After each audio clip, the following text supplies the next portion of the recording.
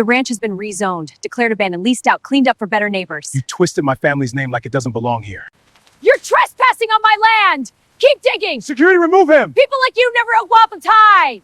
The chain rattled as I forced the gate open, and the woman in the HOA blazer screamed that I was trespassing on her land, waving papers inches from my face.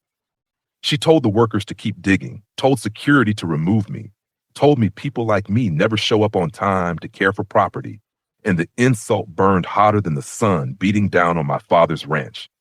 I stood between the machines and the soil, heart pounding, dust coating my boots, hearing my last name twisted like it didn't belong here. She said the ranch had been rezoned, declared abandoned, leased out, cleaned up for better neighbors, and she smiled like she'd already won. I said this was inherited ground, my ground, and she laughed, loud enough for everyone to hear, asking where I'd been hiding while responsible people fixed the mess.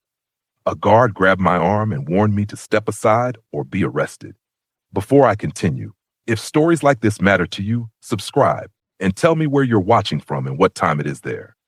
The guard tightened his grip, the excavator lurched closer, and she leaned in, whispering that the HOA had authority here, and I should be grateful she made the place useful. I tasted metal in my mouth, anger and grief mixing because my father's fence was already torn open. I kept my voice steady, but my mind slipped backward to the call that came months earlier. The lawyer explaining my father was gone and the ranch was mine, free and clear, waiting.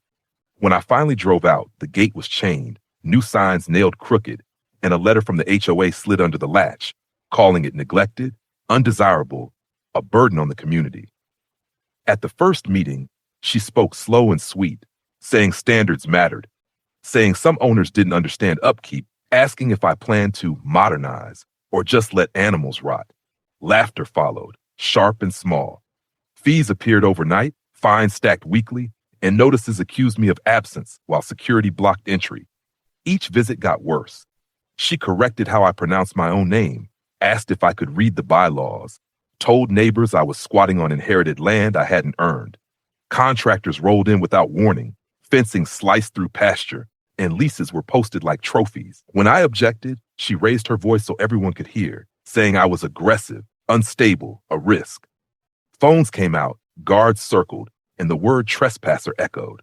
I felt my father's absence like a weight on my chest, grief weaponized against me, dignity scraped raw as she smiled and said the ranch finally had leadership. The pressure mounted, heat rising, eyes judging, waiting for me to break right now. By the time the county trucks rolled up, she was smiling like a host welcoming guests, already explaining how she'd saved the neighborhood from decay. Inspectors stepped out, boots crunching gravel, clipboards tucked tight, and she kept talking over me, calling me emotional, claiming I'd been warned repeatedly. I watched faces shift as paperwork changed hands, my pulse slowing when one inspector asked who authorized agricultural rezoning. She jumped in fast, saying the HOA handled everything, that they had power here. A developer nodded beside her, confident, arms crossed, already picturing profit. I stayed quiet, remembering my father's voice telling me when silence mattered. The inspector asked for original titles, grazing permits, trust documents. She scoffed, saying I wouldn't have them. I handed them over anyway, watching her smile falter for half a second before she recovered. Security loosened their stance. Neighbors crept closer. She laughed it off, saying mistakes happen, that authority would sort it out later. One inspector stepped aside to make a call. Another measured fence lines, frowning. The developer's confidence cracked. I felt something tilt, subtle but real, like ground shifting under boots. She leaned close and whispered that none of this mattered, that people like me always lose in the end. Then the inspector returned, eyes hard, and asked everyone to stop work immediately. The air went silent, heavy with consequences she still couldn't see. The inspector cleared his throat and said the lease was void, the rezoning illegal, and the HOA had no authority over inherited agricultural land held in trust. Her face drained as fines were read aloud, numbers stacking faster than excuses. Security stepped back on command, chains cut, machines powered down. I unlocked the gate myself, the sound echoing like a verdict, and walked onto my father's soil while neighbors watched her unravel. She tried to speak, to reclaim control, but the inspector asked her to step aside, then informed her she was under investigation for unlawful seizure and personal enrichment. The developer left without a word. Her clipboard slipped from her hands. I felt grief ease, replaced by something steadier, knowing my father's legacy stood. She shouted that this wasn't over, but the county truck pulled away with her name logged, authority gone. I stood there breathing dust and freedom, realizing racism always overplays its hand. It mistakes silence for weakness and land for entitlement.